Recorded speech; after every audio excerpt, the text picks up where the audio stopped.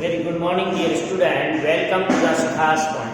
Dear student, as we have already started the unit statistics, in which we see the mean division, and in mean division we solve different problem. Mean division about the median and mean division about the mean. So two cases we have taken for the group frequency and ungrouped. In group also we have seen discrete time frequency and continuous class frequencies.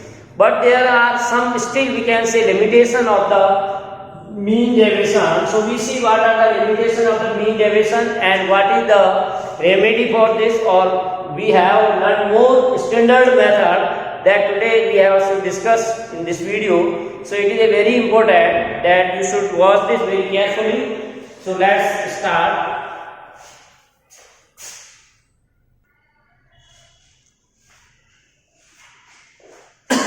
तो इसमें क्या limitation है या जो mean deviation about median और about mean निकालना था, उसमें सबसे बड़ी प्रॉब्लम क्या है? सो लिमिटेशन ऑफ मीन डेविएशन, इसकी हम लोग कुछ कमियां देख रहे हैं.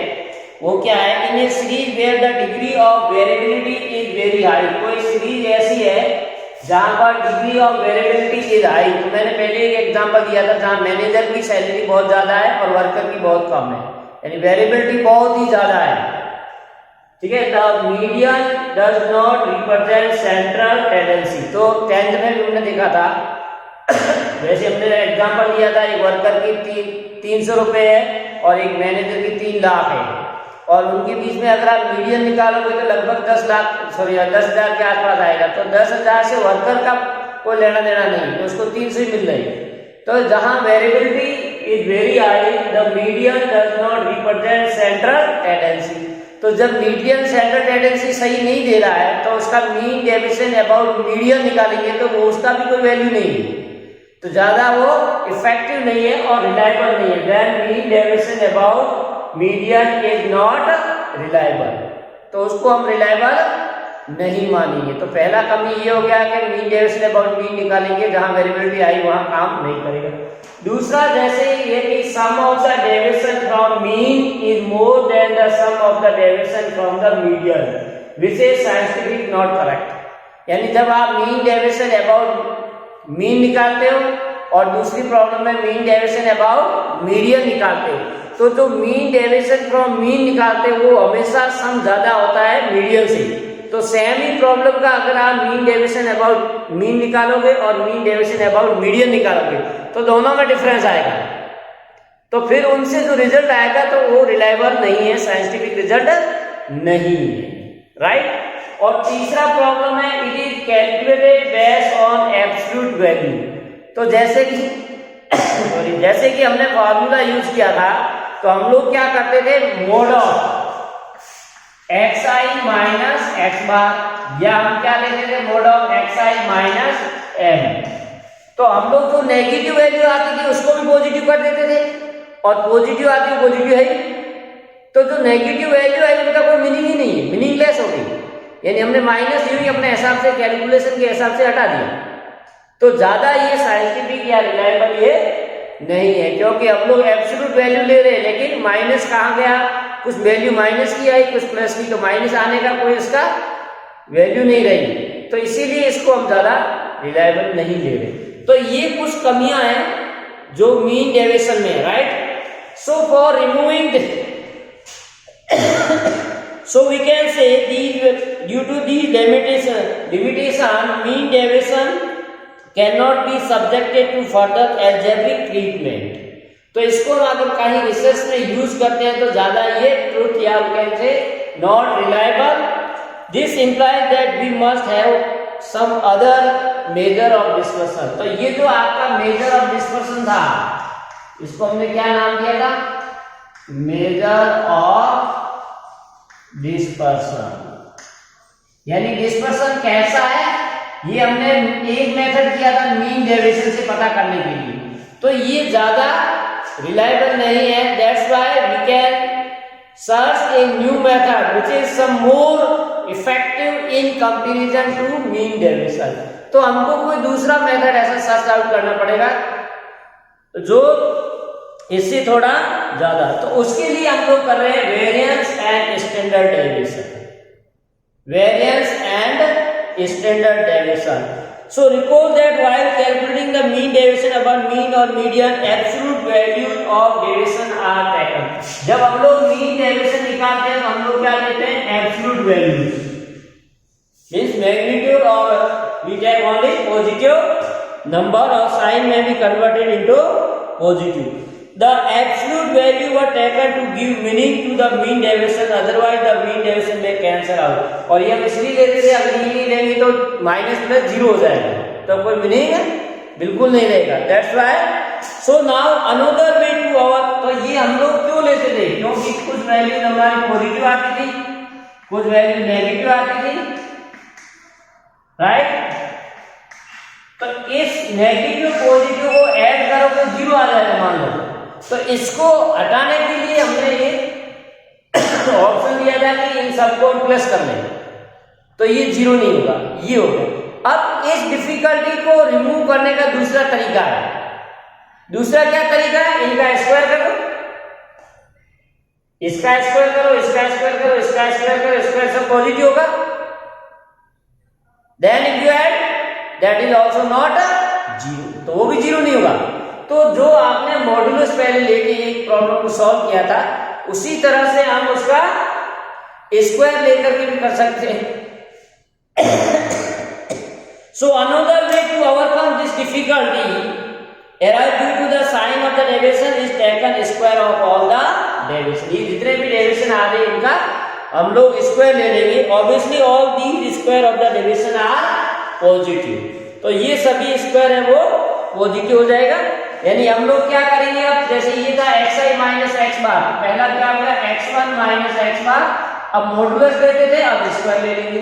फिर x2 माइनस एक्स बार, इस तरह से x3 माइनस एक्स बार, और लास्ट हो जाएगा आपका xn माइनस एक्स बार। यानी हर एक डेविएशन का हम लोग स्क्वायर ले लेंगे और उसको ऐड करेंगे। If this sum is zero, then each I has to zero. This implies that there is no dispersion. अब यदि इनका सम जीरो आता है तो ये कब पॉसिबल है? जब each is equal to zero, otherwise नहीं होगा जीरो। ये भी अगर जीरो है, ये भी जीरो है, ये भी जीरो है, ये भी जीरो है, तब भी जीरो है, अदरवाइज ये किसी केस में जीरो नहीं आए। लेकिन अगर each is equal to zero, it means what? x2 equal to x bar, x1 equal to x bar, x3 equal to x, यानी कोई डिस्पर्शन नहीं है, सब मीन के ऊपर ही है। x bar equal to x1 है, x bar equal to x2 है। Each observation is equal to mean value, so all observation are consistent और coincide, so that's why there is no variability और no dispersion. तो ऐसा होता नहीं, तो जहां भी डिस्पर्शन होगा तो इसकी वैल्यू जीरो नहीं आएगी, right? So if this sum then equal to zero, and if it is very small, this indicate the observations are close to this. अब यदि इसकी वैल्यू स्मॉल आती है, summation of all xi minus X bar whole square is small, clear? अगर इसकी value small आती है, then indicate the observations are close to mean. तो ये जितने भी observations are close to mean, mean means x bar, ठीक? यानी जैसे हमारा ये यहाँ ग्राफ है, ये मान लो आपका x बार है, तो ऑब्जर्वेशन इसके पास में होंगे, then this value will be very small, right? And there is a lower degree of dispersion, तो डिग्री डिस्पर्शन क्या होगी? कम होगी। Degree of dispersion, this is very important. If the value of this is small, then we can say degree of the dispersion is very low, and on the other if the value is large, अब इसमें large होगा तो ये उल्टा हो जाएगा इसका, this is a large value, then observation are not close to this, or they are at far distance, not close to x bar, and degree is high, so high degree of dispersion. तो कुल मिला के आपको ये अगर निकालोगे square, इसकी value कम आएगी तो हम लोग कहेंगे ऑब्जर्वेशन के पास है और डिग्री है वो कम है, और अगर ज्यादा वैल्यू आती है then they are dispersed far away and degree is high. Correct. For this and can we say the sum is reasonable indicator of the degree of the dispersion. अब इसके लिए एक एग्जांपल दिया है, तो आप चाहे तो वो एग्जांपल चेक कर सकते हो. एग्जांपल इज गिवन है, let us take a set of 6 observations. आपको एक ये रखा है सेट ए जिसमें 6 ऑब्जर्वेशन है ए में, दैट आर 5, 15. कौन कौन से? 5, 15, 25, 35, 45 एंड 55. ये ऑब्जर्वेशन सेट ए के लिए दिया गया है और इसका मीन निकालेंगे हम. एज यूजुअल एड और divide by 6 that is 30. It's mean the sum of the square of deviation from x bar is the set. अब यदि आप ये निकालोगे तो क्या formula xi minus x bar. तो इसका सम निकालने के लिए क्या 30 माइनस या 5 minus 30 whole square, then 25 minus 30 whole square, then 35 minus 30 whole square and so on. Last will be 55 minus 30. इसके डेविएशन फ्रॉम द मीन निकालेंगे और ऐड कर लीजिए, तो ये आपके आ जाएगा लगभग 1750. So sum of the square of the deviations, sum of the square of the deviation is 1750. अब इसी तरह से हम लोग एक और सेट लेते हैं B, right? If we are taking the set B with the of 31 observation. अब इसके हम अगर 31 ऑब्जर्वेशन लेते हैं, that are 15, 16, 17, 18 like this. 15, 16, 17, 18, 19, 23 up to 45. तो ये 45 तक आप काउंटिंग लीजिए, ये आपके 37, right? So now what say, if we are taking 45 these and find the mean of this. So mean if you find, that will be y bar is 30. इसका mean भी आपके 30 आ रहा है. And sum of the squares, इसका भी हम निकालेंगे summation of yi minus y bar whole square. यानी पहला 15 माइनस 30 1 बाय 1 सबको ऐड करके सेपरेट करके स्क्वायर करके ऐड कर लेंगे. लास्ट इज 45 माइनस 30 और इसको सॉल्व करोगे, that will gives you the value as 2480. तो कुल मिला के हमने क्या निकाला है, sum of the square of the deviation. दो हमको डेटा दे रखी थी, पहला सेट ए दे रखा था, उसका मीन निकाला 30 आया. Sum of the square of the deviation 1750. Second set दे रखा था बी, उसका मीन निकाला y बार 30 आया. Sum of the square of the deviation is 2480, right? तो यहां पर आप क्या करोगे, अब इसमें अगर आप देखने जाओगे, जैसे इसकी वैल्यू आपकी कम है कंपैरिजन में 1750, राइट? और दूसरे की वैल्यू है 2480. Now if you see by this formula or by this indicator, we can say set A as small value. It means observation are close to x bar. तो close होना चाहिए, और इसकी वैल्यू ज्यादा है, they are high degree of the depression, they are not close to mean. Now if you are representing this in the graph paper, अब अगर इसको ग्राफ में रिप्रेजेंट करो, देखिए पॉइंट प्लॉट करोगे यहां पर ऑन द नंबर लाइन और on the graph.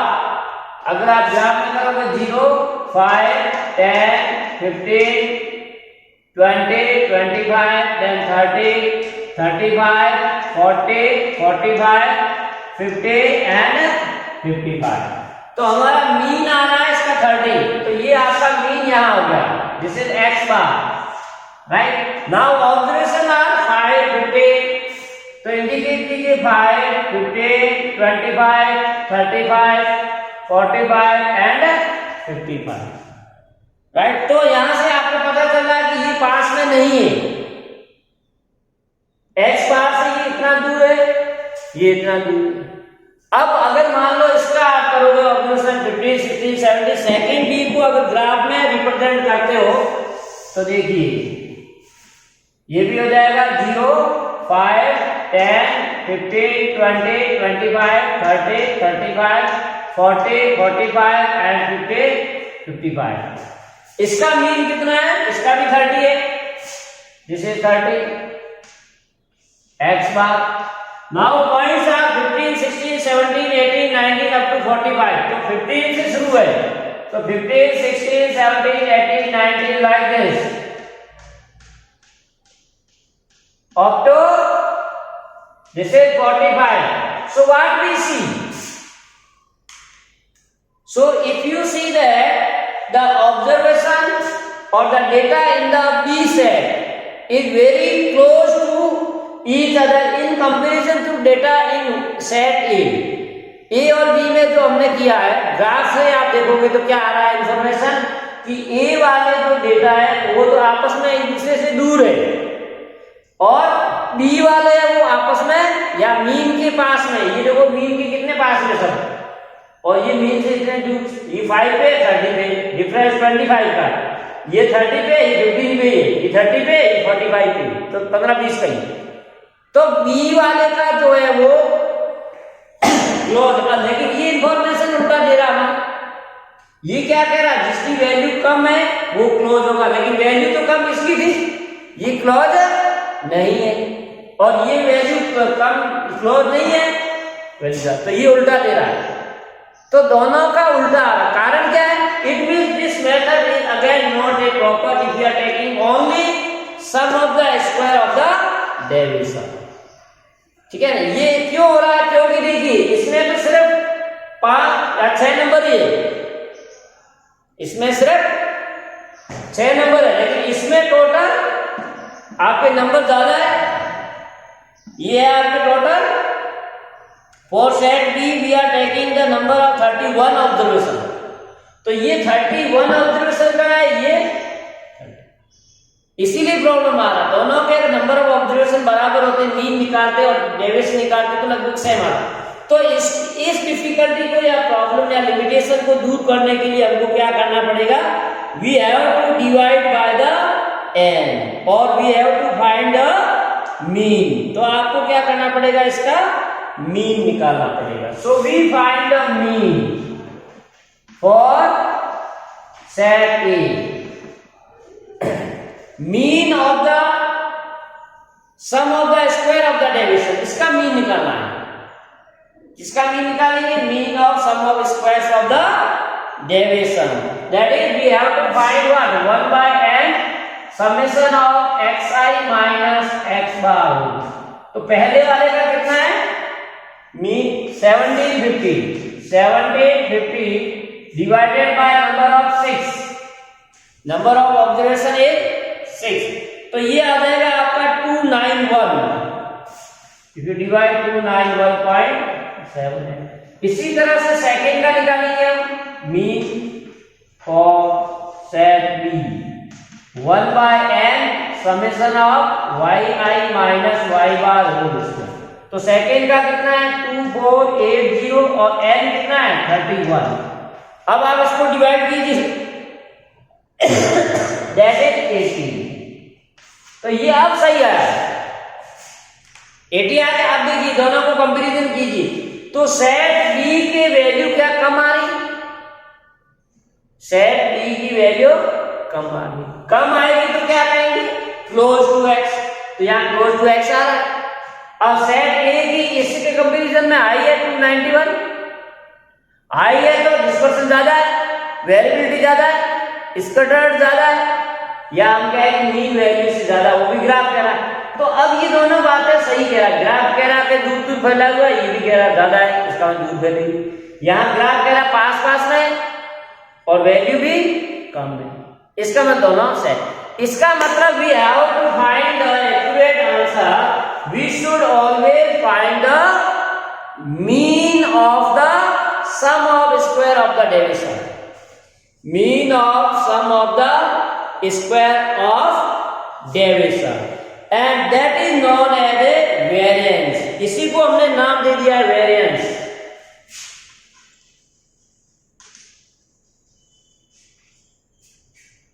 Clear? So we take this quantity which lead to the proper measure of the dispersion. This is the proper measure of dispersion.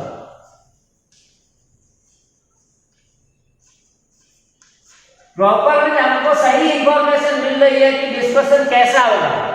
Observation है वो central value के कितने पास में, central value में या mean, mean के कितने पास में है, अगर ये कम है तो पास में, ज्यादा है तो दूर है।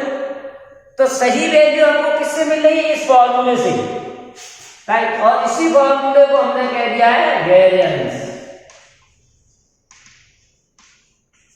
सो what is the meaning of the variance? It is the mean of sum of square of the deviations. ये क्या है, मीन है। मीन क्यों है, डिवाइड बाय एन इसका मीन हो गया। ये summation of X I minus X bar square, ये डेविएशन एक्स आई माइनस उसकी स्क्वायर, तो square of the deviation sum we take and divided by N you get the variance. तो variance क्या है समझ आता है, we take this formula and solve that, and that is known as proper measure of dispersion, right. So we can say it is denoted by sigma square. अब इसको हम क्या करेंगे, वेरिएंस। अब मान लो आपका वेरिएबल है x, like for set A को हमने x से रिप्रेजेंट किया वेरिएबल, तो sigma x square is equal to 1 by n summation of xi minus x bar whole square. और अगर आपके पास वेरिएबल y है तो sigma y summation of yi minus y bar. Clear? So this is the variance of an observation. Clear? Now we take one more, that is standard deviation. What is the meaning of standard deviation? So we have written variance and standard deviation. So SD in short, right? SD. So in the calculation of variance, we are finding the units of the individual observation xi and the unit of their mean x bar is different. अब यहाँ पर क्या कह रहा है, ये important चीज बहुत कह रहा है कि जो हमारा ऑब्जर्वेशन है, ये ऑब्जर्वेशन xi है, ये क्या है, मान लो ये सिर्फ सेंटीमीटर में दे रखा है, 5 सेंटीमीटर, 15 सेंटीमीटर, 25, 35 सेंटीमीटर में, लेकिन हमने जब इसका स्क्वायर किया xi minus x bar whole square, तो सेंटीमीटर का स्क्वायर किया, तो इसका स्क्वायर डिवाइडेड बाय n, वापस स्क्वायर ही रहेगा, यूनिट वही रहेगी, इसकी स्क्वायर यूनिट है, लेकिन ऑब्जर्वेशन की यूनिट क्या है, centimetre. It means there is a difference between the unit of the variance and the unit of the observation. So to make equal, we take the square root of this. अब ये square unit है, तो इसको हटाने के लिए हम लोग क्या करेंगे, इसका स्क्वायर ले लेंगे। यह unit is square, centimetre square. अब सेंटीमीटर स्क्वायर मान लो यूनिट है किसी की, और उसको सेंटीमीटर में करनी है, तो मैं क्या करूंगा, उसका स्क्वायर रूट निकालूंगा, तो सेंटीमीटर। अब इसकी जो यूनिट आई वही हमारी ऑब्जर्वेशन की, both unit are same, that's why this is known as standard deviation. So standard deviation है वो क्या है, root of sigma X, correct, root of sigma X, right. So sigma X, first of all you find the variance, whatever you suppose you are getting variance as a 25, then standard deviation will be 5. इसको check कर लेना, overhead करना, sign overhead इसको check कर दो, overhead करना और इसके बाद अभी इतना जब भी आपको टाइम चेक कर लीजिए। कल ये चेक कर लें, इसको प्रोवाइड करना होगा।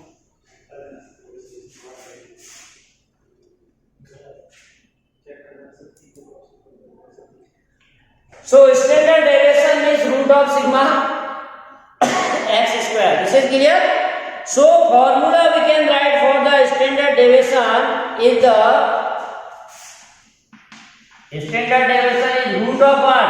1 by n summation of xi minus x bar whole square. So that is the sigma x you can see. So this formula is helpful for finding the standard deviation of the observation. So this is the student general case. For general observation, it is formula will be like this. But when you are go for the group and we have a frequency, then again same as in the case of the mean deviation. तो जैसे mean deviation में हमने क्या किया था? Mean deviation we are using the formula mod of xi minus x bar and summation I from 1 to n divided by n. This is our mean deviation we are taking. Clear? But when this is for ungrouped and when you take convert into group, then we have to multiply by frequency. तो वहां पर ये क्या हो गया? Summation of I from 1 to n fi mod of xi minus x bar. ये formula हो गया ना? Clear? So here also in the case of the variance or standard deviation, we have also used the frequency. तो यहाँ पर भी आप frequency डाल सकते हो. जैसे ग्रुप डेटा के लिए वेरिएंस क्या हो जाएगा? Sigma x square equal to summation of fi into xi minus x bar whole square divided by n. So in similar pattern we have to write the formula. Correct? So this is the mean deviation and this is the standard deviation. Okay? If you take the root of this mean deviation and so this is the correct or you can say ultimate method for finding this. So fi into xi minus x bar. Remaining all process are same. इस standard deviation के अंदर बाकी सब same है जैसा हमने mean deviation. लेकिन हमारा फॉर्मूला थोड़ा चेंज हो गया है. We have changed the formula.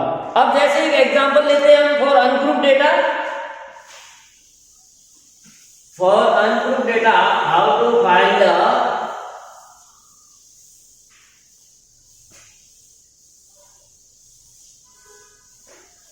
like example 8 says find the variance of the following data. Find the variance of the following data. मैं डायरेक्ट टेबल बना देता हूं. So अपने को डेटा दे रखा है xi, only xi is given, ungrouped data is given. So 6, 8, 10, 12 like this. 6, 8, 10, 12, 14, 16, 18, 20, 22, 24, 22. अब हमारा काम क्या है? ये फॉर्मूला यूज करना है. वेरिएंस के लिए क्या ये formula 1 by n summation of xi minus x bar. तो इसका मतलब आपको सबसे पहले क्या निकालना? मीन निकालना. xi तो दे रखा, x बार निकाल. अब x बार अनग्रुप डेटा का आप डायरेक्ट मेथड से निकाल दीजिए, इनको ऐड करके और divide by number of observation से कर, या आप चाहे तो स्टेप डेविएशन मेथड से भी निकाल सकते हो. स्टेप डेविएशन जैसे di ले लिया हमने xi minus 14 by 2. di xi इसमें बीच का कोई भी वैल्यू ले लिया 1 2 3 4 5 6 14 ले लिया 1 2 3 4 5 5 इधर है 6 इधर. तो 14 को हमने एज्यूम मीन मान लिया. राइट? एज्यूम मीन कितना हमारा 14. So let a equal to 14. तो यहाँ आप इसको माइनस कीजिए. 6 minus 14 divided by 2.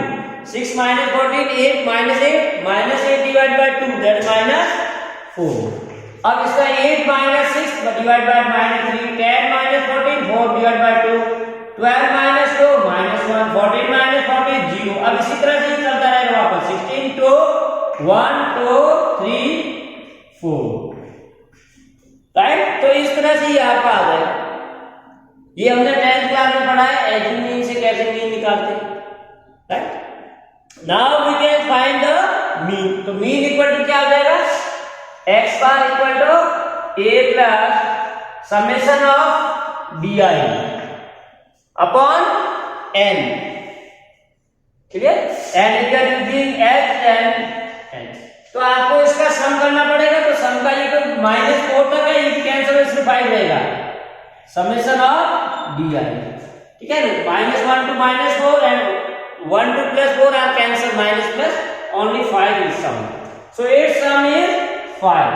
So put here assume is 14 plus summation of bi, that is 5, as interval is of 2, 6 8 10 12 बराबर है 2, and total number of observation 1 2 3 4 5 6 7 8 9 and 10, तो divided by 10, तो कितना आ जाएगा 14 प्लस 5 into 2 10, 10 प्लस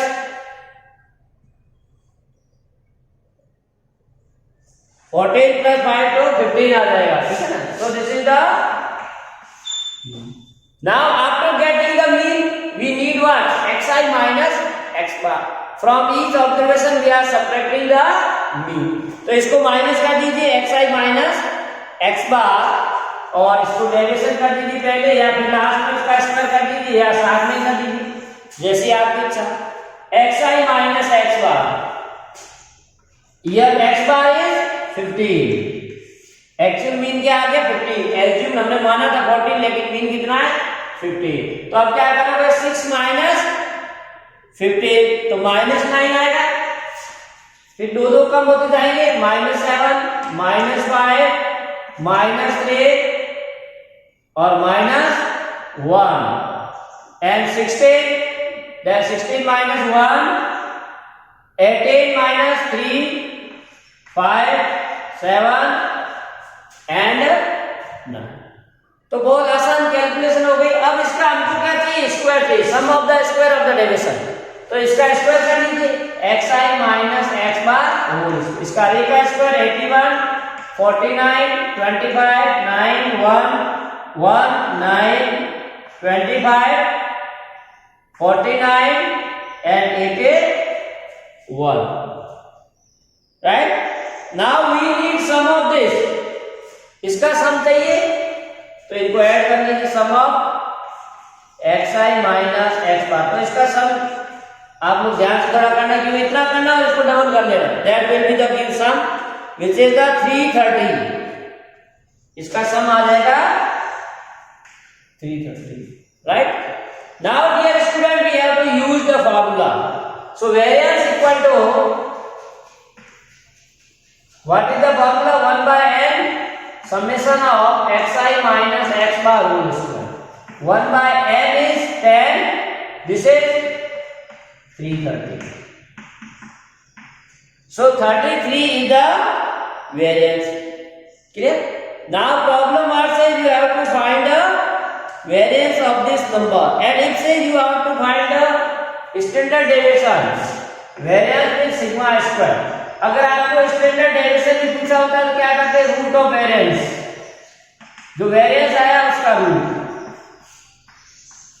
और तो इसका कितनी वैल्यू है, रूट इसका कर देंगे वेरिएंस की root 33, correct. So that will be gives you 5.75। So this is the required answer for the given problem, clear. So this is the method for the variance. Now there is no problem for finding mean, variance from the mean or variance from the median. इसमें median का काम ही नहीं है, only we have to find the direct from the mean। यहाँ median वगैरह को case नहीं, एक ही केस है।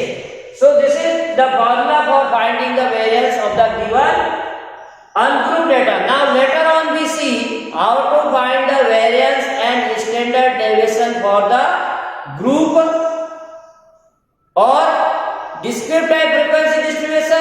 continuous class type frequency distribution.